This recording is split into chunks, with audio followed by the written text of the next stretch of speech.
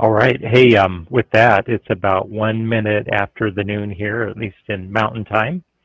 Good afternoon, everybody. Welcome to the February edition of our PMI Western Idaho Chapter Lunch and Learn. Um, to, so today's event, we have Yuquan joining us. Yuquan's been with our Lunch and Learn a couple of times now, so welcome her back. A little bit about housekeeping reminders on the on your hop-in screen on the right-hand side. There's a menu that you can pop in or out. On that menu, under the session, there's a chat and Q&A and a polls section. Keep your eye on that. We are going to have a couple of polls during the session today. As usual, at some point after the session today, we will share the presentation that Yuquan's making, as well as instructions on how to claim your PDU credit for attending today's Lunch and Learn. Next month we have coming up, Greg Harness is going to be presenting he's got a presentation around our Agile practices. So we'll welcome Greg next month. But for this month, let me just a couple words about Yuquan. Yuquan and her team at Holloway Consulting Group help technology teams solve complex problems because she and her team enjoy leading people, solving problems, and delivering successful solutions. Yuquan is a Lean Sigma Black Belt and a PMP with extensive experience in driving successful change in the information technology and supply chain arena. Her corporate career consists of 20 years of experience in taking strategy and objectives and turning them into tangible and achievable plans. Yuquan enjoys operationalizing the abstract and additionally is fanatical about customer experience and collaborative success. So with that, I'm going to hand it off to Yuquan, and we're going to talk about risk management strategies. Yuquan, awesome. It's all yours. Thank you so much. I'm so excited to be here for the third time with you in Idaho. I've never physically been, but I'm going to make that happen sometime soon.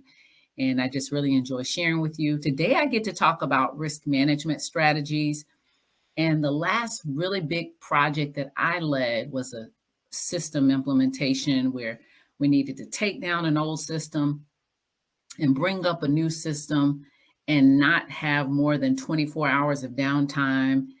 And, we were across 4 or 5 different plants, doing those plants one at a time though. And I just really got into planning for risk. And I just want to share a little bit about that with you today. I mean, in the PM BOK, there's a whole section on risk management. And I just want to talk about how I brought it to life a little bit and how I still use it. So I'll first start with kind of the definition of risk, but I also want to make sure you know that this is a bidirectional conversation. So feel free to jump in anytime with any questions. And I hope that Brian and George will help me there. I'm navigating a new machine today, so I want to get too dynamic. But we all know what risk is, right? In the sense of project work, it's the possibility of just something not going well, or you could take a risk and it goes very well. But for the most part, we think about it a lot when things aren't going well. A risk in the noun sense of a person can be a person that creates a hazard or suggests a hazard. We've all had those kind of relationships where we could call somebody a risk. And there's a lot about risk as it relates to investments, of course, right? Because an investment might do well or it might not do well. And so specifically, taken a look at a couple of risk related quotes. Let's see here. And most of these are from big investment guides, but unprecedented events that occur with some regularity. Unprecedented events occur regularly. So be prepared. If you don't invest in risk management, it doesn't matter what business you're in. It's a risky business. Keep your risk management plan up to date. Don't let it be a doorstop, because what you don't know can really hurt you. So those are a couple of quotes I saw this morning, well, a couple of days ago when I was thinking about this. And then this morning on LinkedIn, there's a guy I follow. I can't even think of his name right now. He's a Gartner guy. He does he's a deep thinker. Like I'm not a deep thinker. And he's based out of England. And he was talking about risk this morning. He was talking about some people liking risk. And he was speaking specifically of his cats, though. And he's like, for some people, he thinks it's kind of an adrenaline rush for them to live on that edge of risk. And I remember thinking, yeah, maybe when I was younger. And then I looked at the presentation one last time. I put it to the side and I started a call, 9:30 Eastern for me here, and I'm on the East Coast. And while I was talking to the woman I was speaking with, I said, I want to show you a copy of this book because I'm going to order you this book. And I reached up, and when I went to grab my book, I dislodged this decorative old school Coca-Cola bottle. Why it's sitting right there next to a book, I don't know. It fell down, hit my coffee cup, which is placed to the right. I keep it to the right on a coaster because I don't want it too close to my machine. But the way it hit the coffee mug, it spilled over. I moved quick. I thought I got everything. I was dabbing up a little bit of stuff. And then I took my computer and I pulled it up to an angle to see what was under it. And then the whole machine just shut down. I was like, no. So anyway, I was like, well, this is a great way to take a look at risk and see how the rest of this morning goes. And so I was able to try to put a couple of contingency plans in place. I had bought a tech kind of prevention plan, being that I'm a small company. I can't call the help desk. And I ran off to them, and then they started the process. They checked it out. It's like, I think your motherboard is fried. That's great. And then I said, I need a new machine. I just don't have time to be worried about it. So I bought a new computer. I'm going to call it the backup machine for future. And then I thought, what about my presentation? Well, 95% of it was on the cloud because I'd saved it right before the unfortunate thing. And then everything else I wanted to share with you guys today is pretty much on the cloud. And then I logged into my machine with my Microsoft license and then my Google. And it pretty much gave me most of the settings and the websites that I like or already. Anyway, I just say risk can happen. And I was able to pretty much get out of there unscathed. And maybe I have a new machine on the way in 3 to 5 weeks. I'll worry about that later. But I'd like to go ahead and start the poll. And it's probably going to take me, I'm probably going to be a little weird in navigating because this is a new machine for me. It's really cute though. All right, so we're going to go with the first poll here just to see a little bit about how you guys handle risk for specific type things. All right. So if you look in your right-hand menu under the new poll, you can vote now. And Cheryl, that wasn't funny, my story of risk. Thank you, though. I laughed a lot, though. I laugh. It usually makes you not cry. All right. For which event do you think about and plan for risk the most consistently? Well, it's not my desk setup, I tell you. Let me vote as well. Yeah, and then you can see the numbers. All right. Well, this is an astute group of project managers. Amen. Some of us are much more focused on our vacations, which I love vacation planning. It's like weekend plans. Yeah, I don't think about those as much. Projects, awesome. I'm a daily schedule girl. I'm always trying to buffer things and shift things and really make sure that I have backups. And I meant to send a backup to this presentation to Brian or George, I would have done that after my call where I dropped the coffee. But all right, so I see here we have a pretty astute group of planners. So that's very nice. So we'll get into that a little bit more. Project management in and of itself is risk management. I had a woman that worked on my team, and she seemed to be so awesome at risk planning. and planning for risk and putting contingency plans in place. And I asked her, you really over-index on risk management. And she said, a project is all about risk management. If you manage the risk, you'll manage the project. And I was like, wow, I never thought of it that way. I always think about the project as all the activities and all the things that have to happen. But the probability that a project is going to be executed precisely, exactly the way that we think, every step being on time and everything being within the budget and with the exact level of quality that we expect or desire is very small. Project management is all about increasing the probability that things will go well in and of itself. So in a sense, project management is risk management. And so I really think if we as project managers are hyper-focused on bringing the project plan to life by knowing about all the risk, we'll do a better job than we typically would do. And I think you'd be surprised if you're not already knowledgeable on this, how excited your project team members are to tell you all the things that can go wrong. Some of them are already telling you that anyway. So when you give them the permission to constantly admire the risk, they'll take that challenge and do very well. All right, I'm going to show a quick video. This could have been me this morning, but let's see. So I'm going to navigate it. Okay.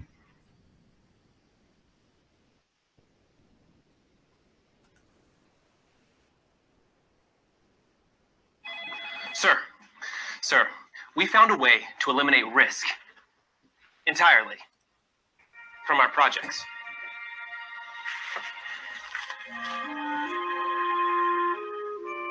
Lead crystal, custom engineered. Name a project we're bidding.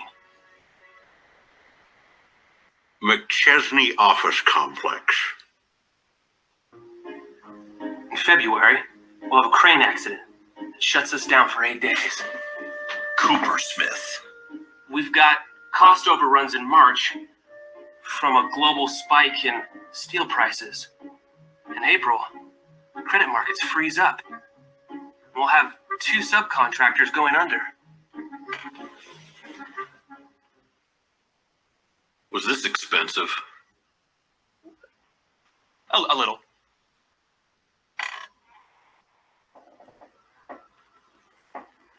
We're gonna be rich.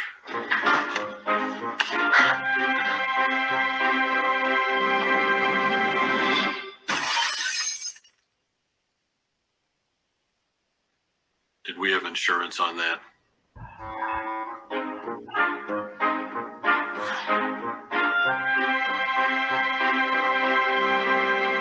Oh, look, it came with a stand. Oh,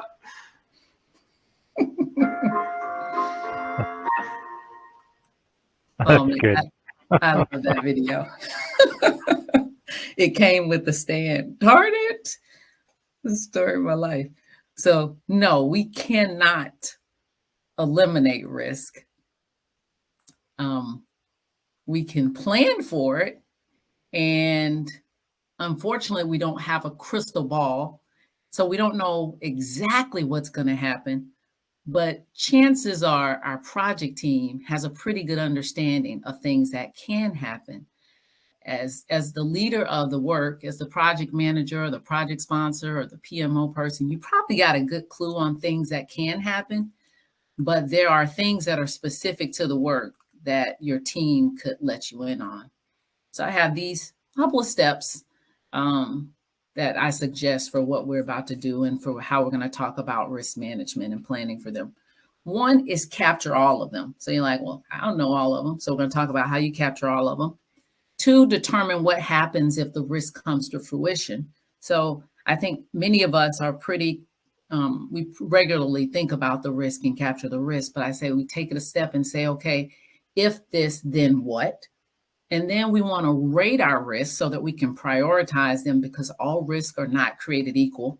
And if we try to manage all of them, we probably won't have time. I'm sure you've had risk registers that are 50, 60, 70 risk, and you don't have time to manage every last one of them. And then we have to, like I think it was Bruce Pittman on the earlier quote, we have to review them periodically to see if the probability, the likelihood changes. I'm going to give you an example. At the start of 2020, I had a really small project in addition to my really big project. And on the small one, at the kickoff meeting, I think only about 5 people involved, a couple of accountants. I can't even remember specifically what we were doing because it was the start of 2020.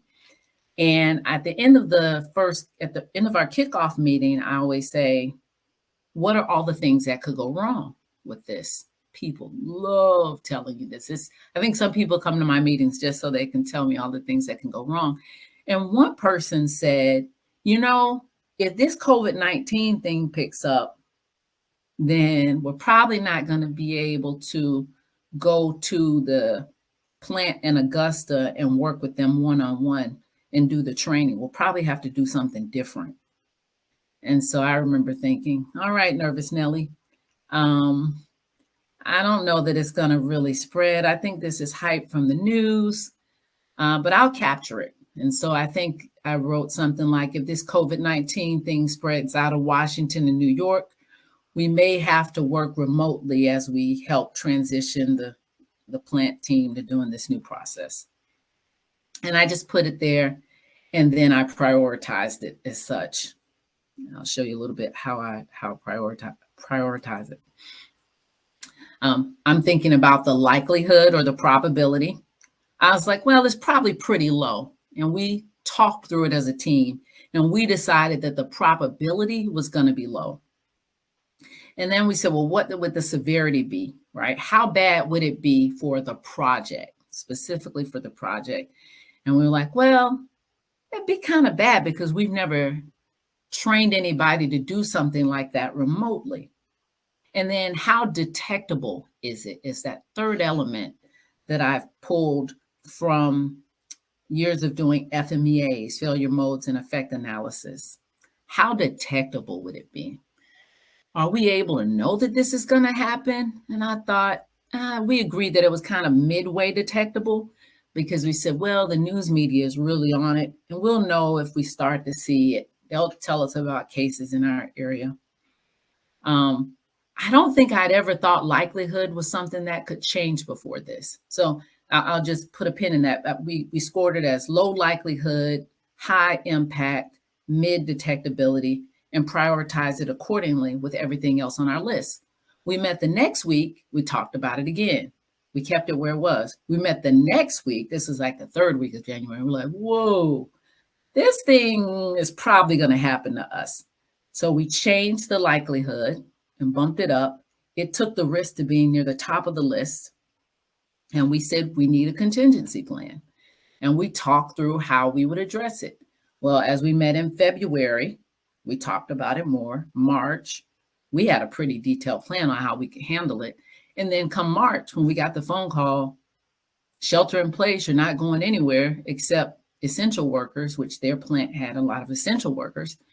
We knew exactly how we would handle it.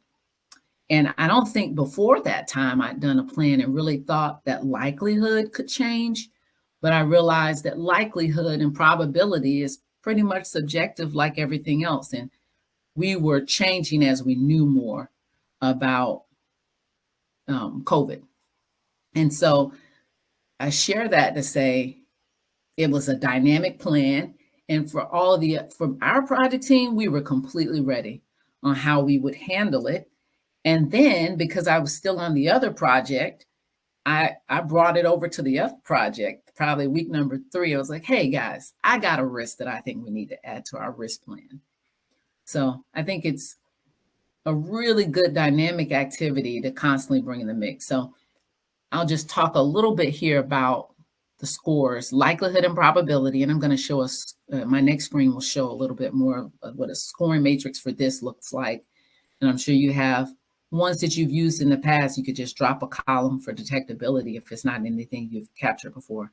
So likelihood or probability, how likely is it to occur? severity, how bad would it be? And detectability, are we able to monitor the situation and know that it's going to happen before it happens? Like, how will we know this is actually going to go wrong? So on here, if the detectability is pretty low, then that's a high number, because it means it can come out of the blue. We don't know what's going to happen. We need to treat that as more sensitive, as something that's highly detectable. Any questions there? Okay. I'm saying that like I'm looking at the chat. All right. I'm going to talk a little bit about. Yeah. Oh, go ahead. Yeah, I'm not seeing any. Yeah, Quan, I'm Okay. not seeing any questions in the Q&A All right. or chat. Cool beans. So I'll speak up when and if when and if somebody posts in. Okay, good deal. So when I build a risk register, this is a template that I like to use. I talk about the date that it was raised, of course. And I like to write my statements in if X, then Y format, right? Because it gives me a descriptive statement with some clarity around why the risk is important. And for whatever reason, it gets people's attention better than we don't have enough people to participate in the implementation. If I were just to say resources, which always shows up as a risk, right? We don't have enough resources. Okay, that's a risk. If I say, if we don't have enough resources to participate in the implementation, then the launch will not go as smoothly as we desire. For whatever reason, people seem to identify with that statement a little bit better. They understand how it impacts them or how it impacts the project. And if I have an X, if I don't have enough resources, and then it also means something else, I will list that as another risk because it's impacting another part of the project. And so I try to be very explicit in pulling from the team. If this were to happen, what does it mean to us? It helps us score it better. It helps us understand and communicate it better to leaders when we're trying to get the attention for said risk. So what's the likelihood? I typically do a 139, just so that when I multiply, because I'm going to multiply my three skills together to give me my risk priority number. I try to do 139 because it gives me some spread when I multiply other number one. So likelihood that this is going to happen, the impact will be huge if you don't have enough people participating in constant to the whole project. And how do I know that this is going to happen before it happens? I'm multiplying these things across in order to get some spread and to understand where I need to put the team's attention on building the plans. Also, I like to know the detectability, because if I can bring down the likelihood of something or I can improve the detectability of it, then I can reduce the priority of the risk as well. So like, is that likely? How could I bring the likelihood down? Is it detectable? No. How could I detect it? For example, the first time I took an Agile course, it was here in Atlanta, and there was a woman in the class, and she said she worked for the city of Atlanta. And, I asked her, well, if there was a project she was doing she was coming to the class for. And she said, actually, and I don't know if I told this story before, she was like, actually, after the Boston marathon, where people were gravely injured with the bomb, we realized for our main parade route on the marathon that happens to Atlanta on Thanksgiving Day, and also on, everybody does the Atlanta. Anyway, I talked about it because I remember struggling with the name of this race again the last time, where I've talked about it before. Why? Peachtree Road Race. It's like a 5K that happens down Peachtree in Atlanta, full of hills. If you're a runner, don't be deceived. But anyway, she said they realized they could not detect. They didn't have detection systems along that parade route. And so it was a huge risk. And to improve the risk, to decrease the risk, they were going to work on increasing the detectability of any types of things along the parade route that could hurt people. That's an aside. But as we do this, then we're understanding, well, what then are we going to give attention to contingency plans? So this is the risk register that I typically use and how I use it.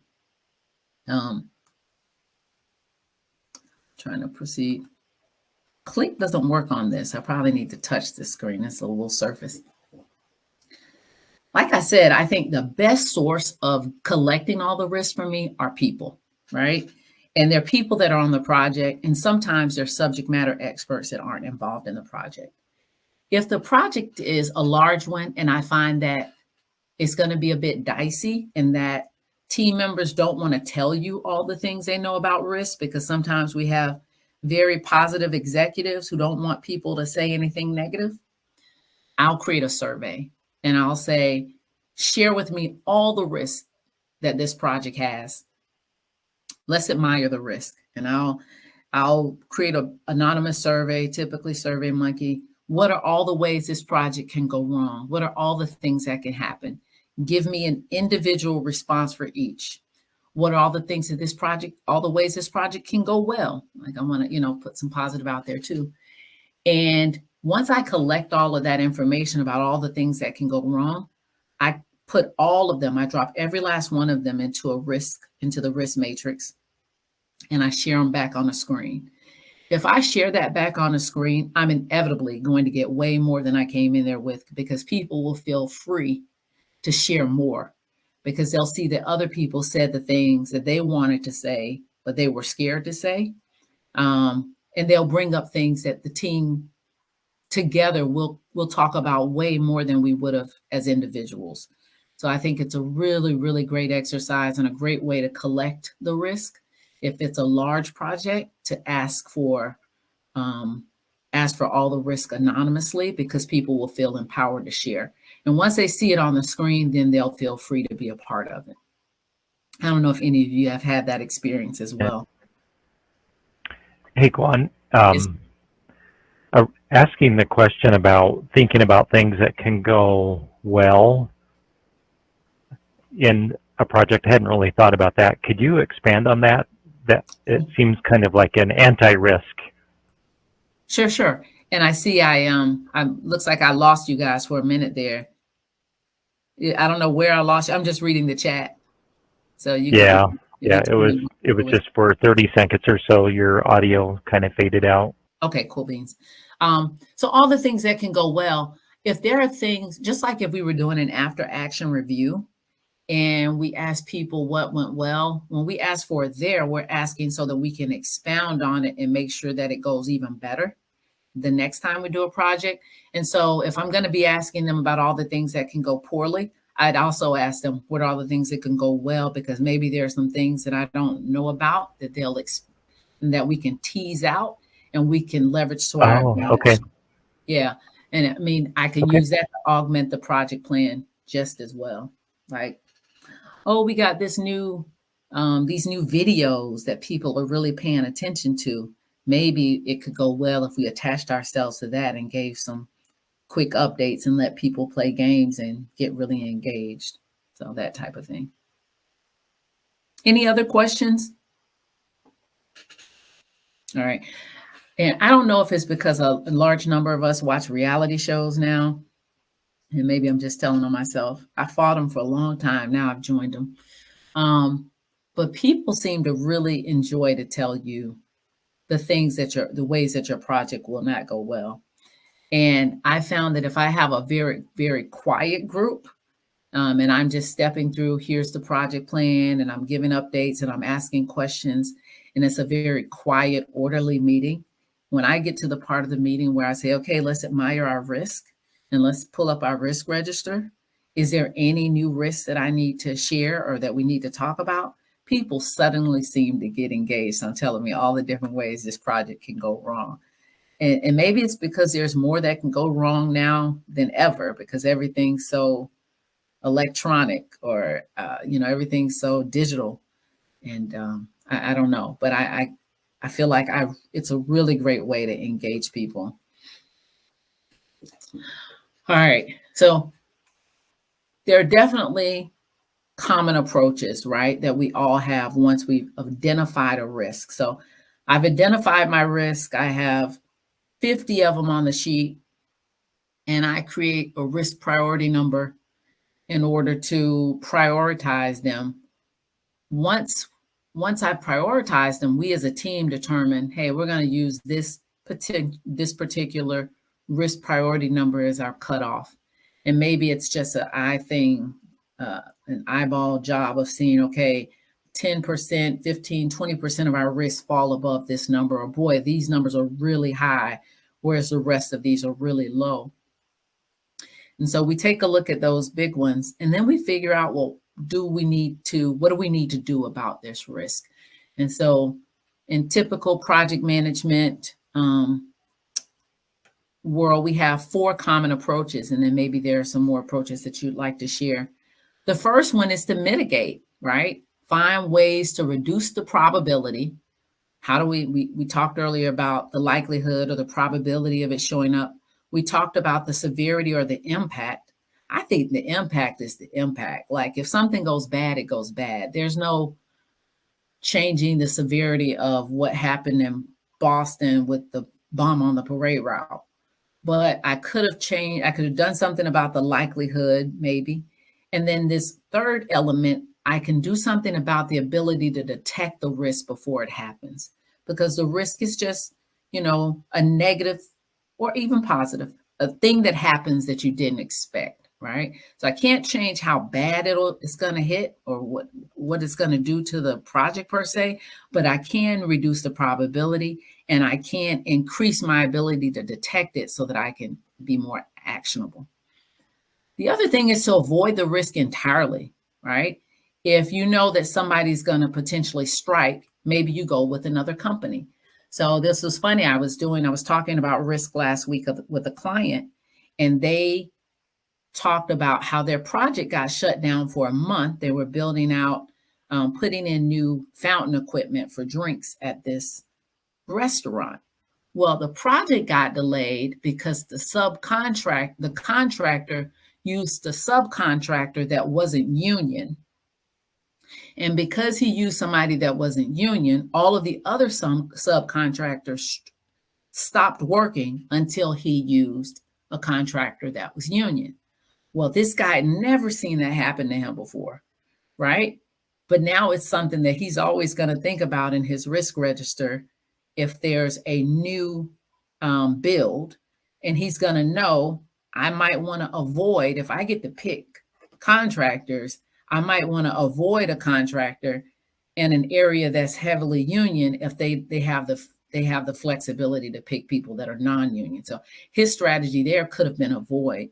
Instead, he didn't know that this was even a risk until it happened, and they just had to delay for a month. Transfer. That's when we take the responsibility for the risk to somebody else outside of the project, right? So you say, I don't do that well. You've identified it as a risk that we're not great web developers, and we can slow down the speed of this project. All right, that's a risk that we want to handle. Then I might transfer that responsibility to somebody whose subject matter expertise web development is, in order to improve our probability of getting this done on time. So, of course, that also means you could decrease your level of control when you transfer the risk to someone else. And I try to tell myself often, because I transfer a lot of risk on things to different companies as a small business, that doesn't mean I abdicate authority. I still have to manage it, because I'm going to reduce what's in my control, but I could still be considered responsible. So that's something you have to be thoughtful about when transfer is your method there. And then one more, two more, acceptance. I want to accept that the risk could happen and just choose not to act. That's how I treat some of those that are lower on the priority. I don't have the time to come up with something. And you know what? If it really rains on Saturday, I just got to accept that it rains. If that's like, one of my risks is weather, I really can't do anything about the weather.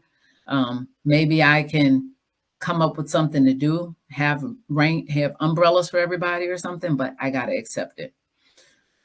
And, or just try and avoid. I don't know how.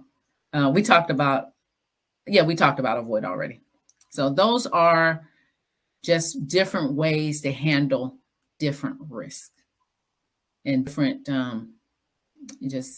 different things that might happen. Does anybody have any other strategies or things they've done once they've identified a risk? I'd love to hear it. And I see that Jennifer added a couple of notes in the chat. You want to take a look at those? Sure. Note one, options to address risk can include avoiding the risk, taking risk in order to pursue an opportunity. Do that all the time. Scary, but true. Eliminating the risk source, changing the likelihood, like we talked about, sharing the risk. I love sharing my risk, or retaining the risk by informed decision. So that's a little bit of some of the things we just said. And she also added a second note. Opportunities can lead to the adoption of new practices, launching new products, opening new markets, addressing new customers, building partnerships, using new technology, and other desirable and viable possibilities to address the organization's or its customers' needs. That's nice, Jennifer. Did you add that in response to positive side of risk? Okay, yeah. I think about that all the time. Many of us, some of us as freelance project managers or independents, we're often evaluating risk and determining whether or not we're gonna do things. And I was thinking about the computer guy I went to today. I was like, wow, his whole life is based on people like me who are having a little bit of a crazy day. But people would love to give their risk away to others. So those are great places for new businesses and new opportunities as we get deeper into our risk. And really, I like to call it really admire our risk. Really admire our risk. I missed a poll there, as I forgot to ask for it. If you could share with us poll number 2, George. I'm sure in my pre-coffee slide, I had a note that said poll 2. All right. There we go. Approximately what percentage of the time do you actively plan for risk in your projects? Approximately what percentage of the time? I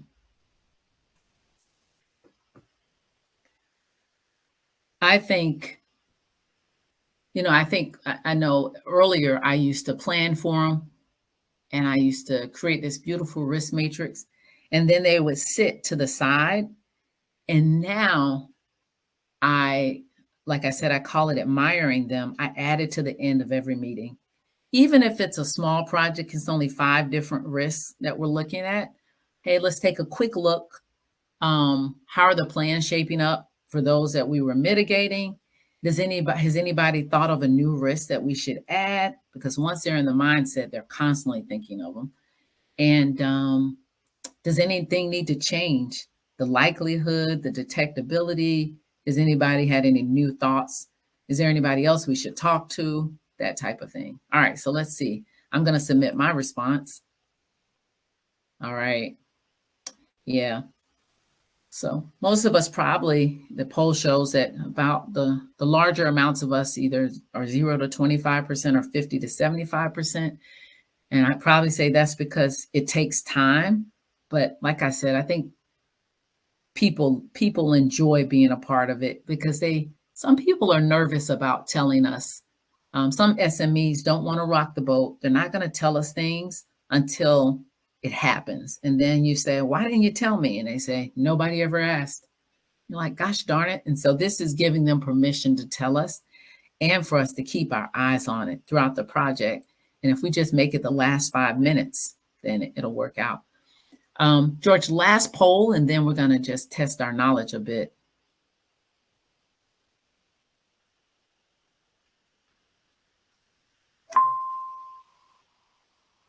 What's your favorite risk strategy? So we talked about the various risk strategies. We talked about avoiding them, transferring them, mitigating them. Prayer is also a strategy. So if that's your strategy, shucks, let us know.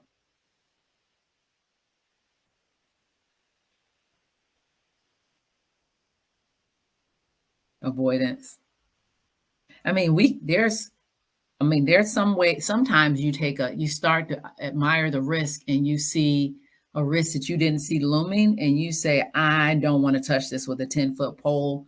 Your company doesn't want to touch it with a 10-foot pole. It could totally even change the direction that you're going in once you guys have validated that it's a risk. And I think we should see those things more often than not. The earlier we identify risks, the better we are. We shouldn't wait until execution to start paying attention to risk. I imagine some projects would die on the vine and should if we had a clear view of risk at the very start of our project, or maybe the objective and scope would change a tad if we truly did what we should do around risk. Nobody voted for prayer, but that's okay. I worked for a military general for about 7 years. And I remember telling him one time, he asked me about something and I said, well, I hope. And he said, hope is not a strategy, Holloway. So I always, in my head, I say that to myself when I pray and hope, that that's not necessarily the best strategy. You can add prayer with it, but you should have a plan as well. All right. Well, we are going to do a quick test of knowledge for a small prize from the Amazonians. And you can potentially use that small prize for chocolate because it's February. February, the month of love, Black history, and risk now. So I'm going to figure out one more time how to change my screen. I think I would have it by now. But hey, now I have a backup computer. So how cool is that? I know what I got to do. No, I don't, but I will soon. Well, this isn't the pretty view that I wanted to share you, but that's okay.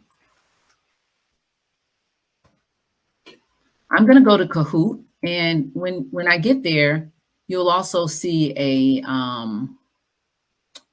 you'll have a URL code that you can use to access this particular game that we're going to do.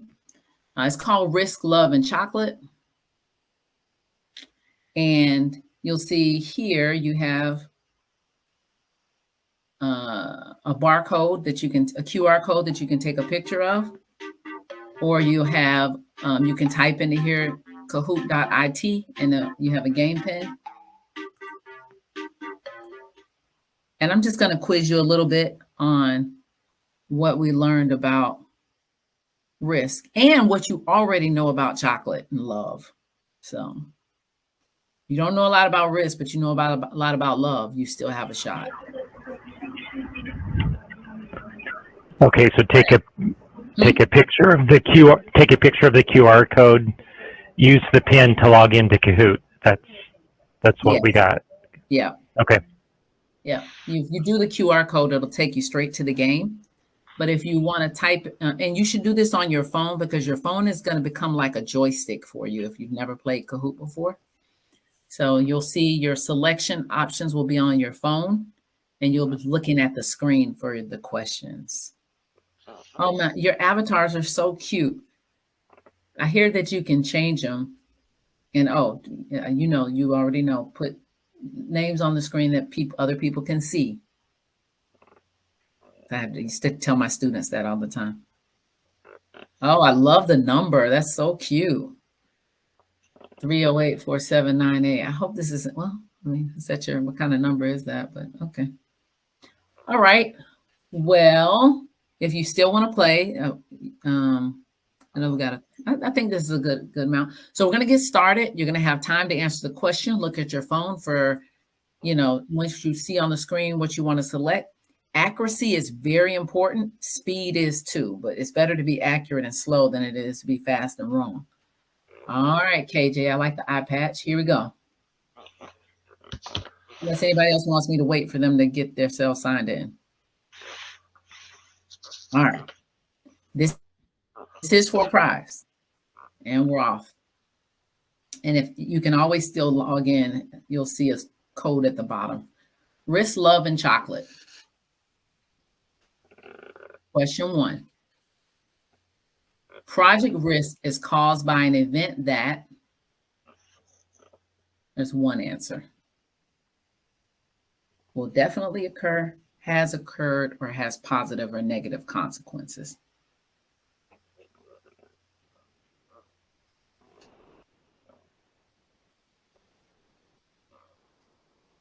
All right, got a couple more answers we're waiting on.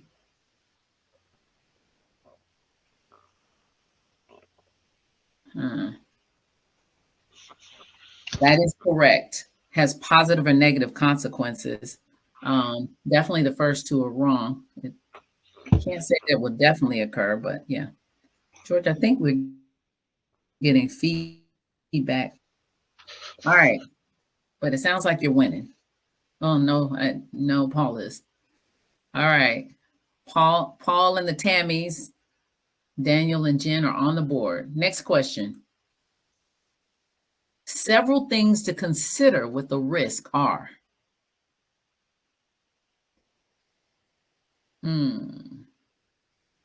Several things to consider. Oh, Celine, I hate to hear that.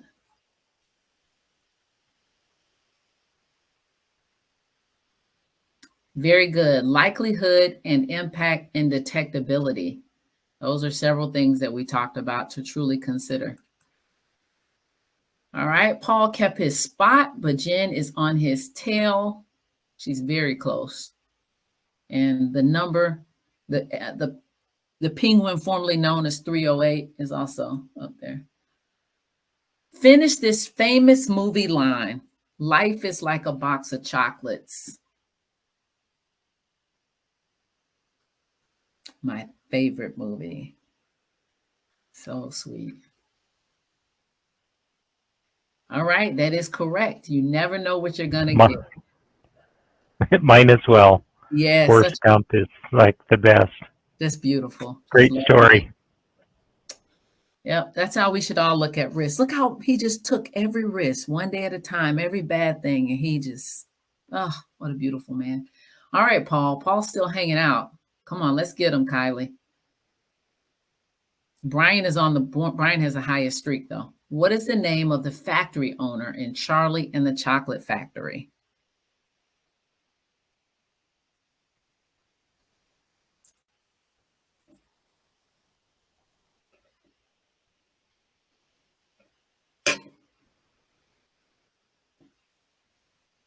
All right, very good. That is Wandy Wonka. I knew that would get somebody because it's so close to Willy Wonka. Sorry about that. Should have put Johnny Depp's picture when he played. All right, Kylie took the lead with that. And Amanda is tied very close. So they're the same. And 308 is still hanging in there. Micah is the highest climber. Number 5. Why is project risk management important?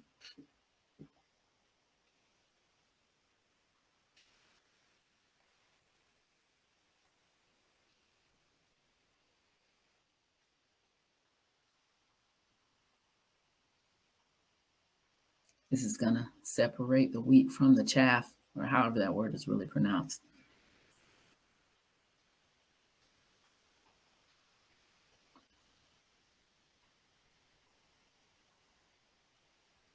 We don't really have wheat in Georgia. Well, not around me. It increases the probability of meeting objectives. Very good, guys. I don't know. I think I would have messed that one up.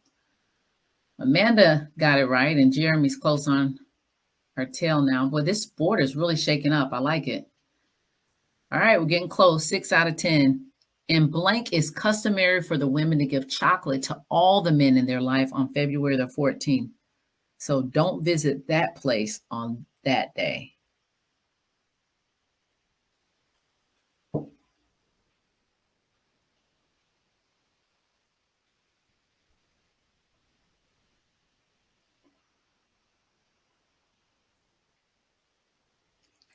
This is a guess, right?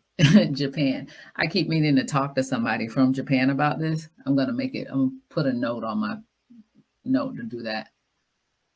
All right, that was one that shook. I know would shake up the board. All right, Jen.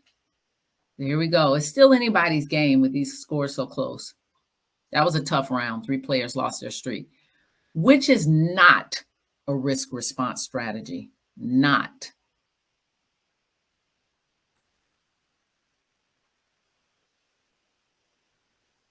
Hope strongly.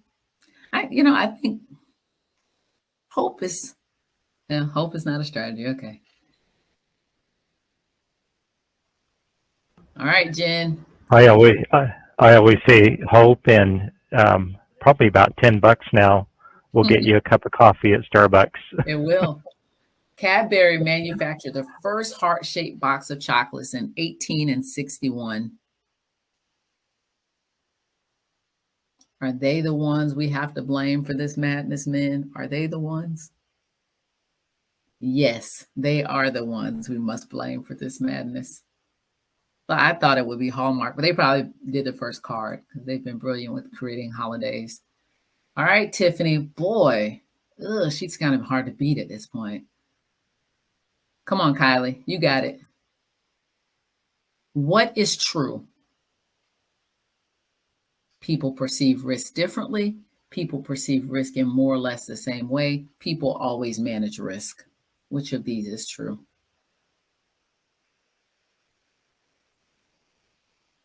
People definitely perceive it differently. So I think it's so important to not take this as a project manager task that you do all alone, because you just never will know enough. And even if you do know enough, your perception might be different based on the vantage point you have in the organization. So I think it's very, very imperative to get everybody involved. Even when you meet with your sponsors, it might be a good question to ask them because they know things that you don't know too. All right, well, that didn't trick Tiffany, but maybe the next will, and Kylie will have a shot. To be successful, we should be committed to address risk management just in time, as early as possible, proactively.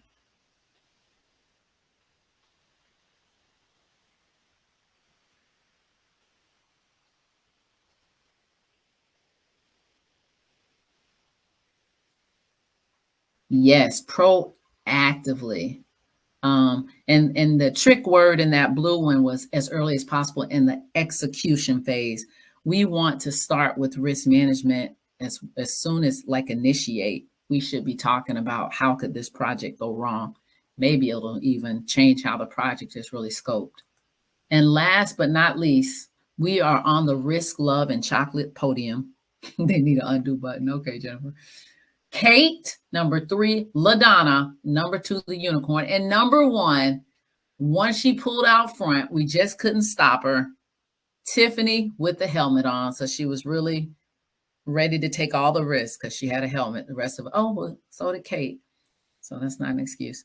All right, Tiffany, I need you to, I'll share my information with you because I need to make sure you get your prize for playing. And thank you guys for playing along. Let's see, we can see a little bit more about which questions were the hardest. I knew that one was the hardest. Only 22% of us got it correct. Most of us picked Egypt or Turkey, or some people just didn't even answer because they're like, whatever. All right. So thank you guys so much for playing along, and hopefully you learned a little bit more about risk in that conversation.